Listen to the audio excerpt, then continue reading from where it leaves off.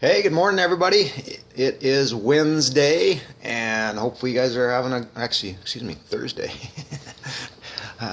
Getting a little behind myself here. Hope you're having a great start to your day. I know I am. Got up, hit the gym this morning, and it's looking halfway decent. It's been, man, some serious rain yesterday. So, one of the things we got going today, brand new listing coming on. Rathdrum, 3 bedroom, 2 bathroom, 1977 square feet. It's got a shop. It's got a gorgeous paver courtyard area with an outdoor fireplace. So check it out. I put the listing on my Facebook page today. So hopefully you guys get a chance to check that out. And if you know anybody that's looking for a home on acreage with a shop, it's got a 24 by 30 heated and insulated shop. So great spot for people who've got toys. So today we are going to talk about preparing for a long distance home purchase. Today's topic kind of came to me. We just got on Tuesday signed around on a deal for a home up in Bayview. Clients of mine from Vancouver, Washington, actually Battleground, which is where I built my first house when I got married. So they're from that area down Vancouver, Washington, so about 350 miles away.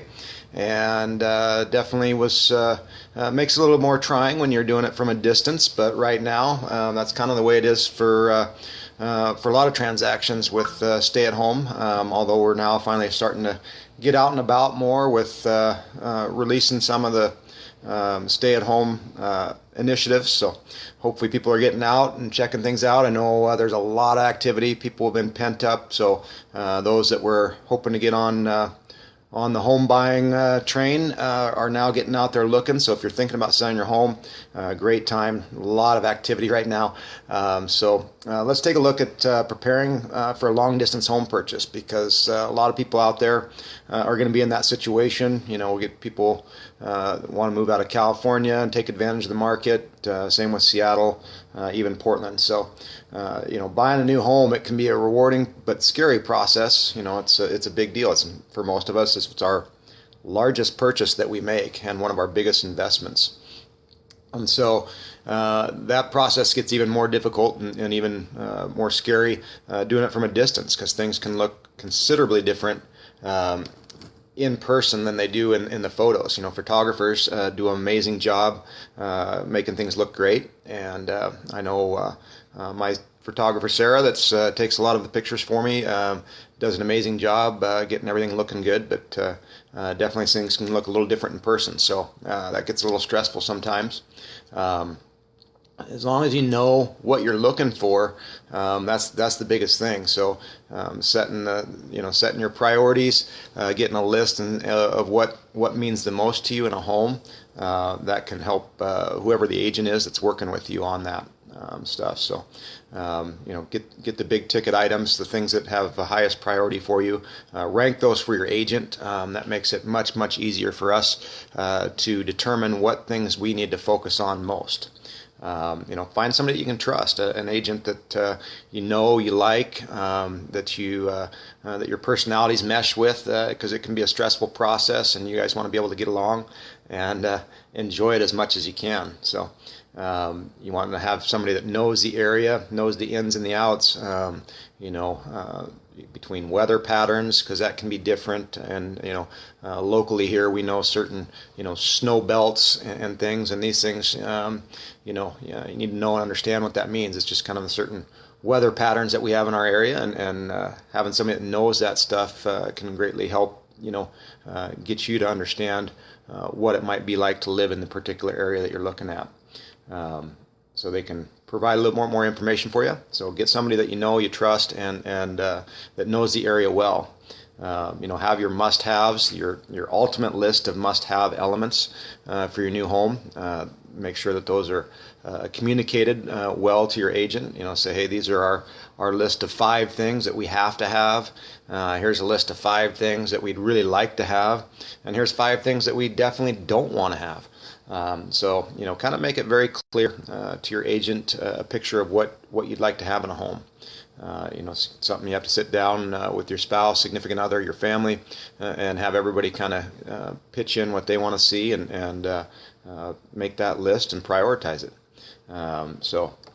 Definitely, you want to make a trip out if you can. I know my clients that I worked with, they came out into last summer or beginning of fall, and took a look, got a familiarity with different areas. When you're not from an area and you haven't spent much time in a new area to you, things can have a different feel. Different areas have a different feel. So looking online, you might fall in love with a house, and then you find that you get up into that area and it's just not the kind of living that you prefer to have. So get a good feel for the area that you're moving to. Drive around. Before I moved back to the Coeur d'Alene, Spokane area, from living down in Vancouver for 10 years. And I grew up in this area my whole life, but one of the places that we looked at moving when we were looking at moving back this direction, we also looked at Boise. And once I got to looking around there, certain areas definitely had a different feel and a different look, and certain areas I kind of ruled out because that's not, didn't feel right to me. It didn't feel like home. And so one of the decisions why we moved back to here, because it's where I grew up and it's what I'm familiar with and it's what I know and it's what I like. So get familiar with the area. Try and get up there and get a look around and get a feel for the different neighborhoods, the different regions, because that's going to determine what feels like home to you. So you want to kind of narrow your focus into the areas that you like, so you can find a home that's in the right area for what feels right to you.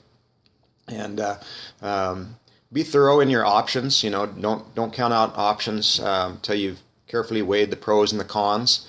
For some people, it might be worth it to temporarily rent while you get comfortable with your new area. Like I said, areas can have a different feel once you get to know them. So sometimes if you can find a 3 or 6 month rental to get familiar with the area. Otherwise, if you only want to move once, definitely spend some good amount of time exploring the area if you can.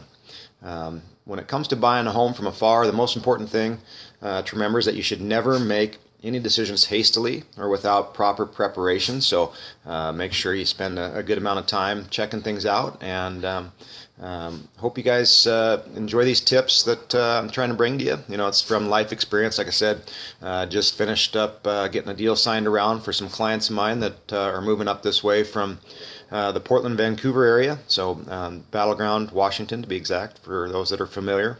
That's where I built my first personal house of my own in 2000. I've built a lot of houses with my family prior to that, but Battleground, it's a great little area, but it's about 350 miles from here, so good stretch from here, and so these people have never lived up in this area, and they wanted to check it out, and it's they're retired, and they just kind of want to get to where there's a little less traffic and good mountains and beautiful scenery. So that's what we have here. So hope you guys are having a great Thursday. Get out and enjoy the outdoors if you can today. I'm going to be up making sure the sign's on my new listing. Again, I got a new listing, 5 acres. It's got a 24 by 30 heated shop, and beautiful paver courtyard area, 3-bedroom, 2-bathroom, all single level. So amazing home. Hope you guys have a great day. We'll see you tomorrow. Thanks.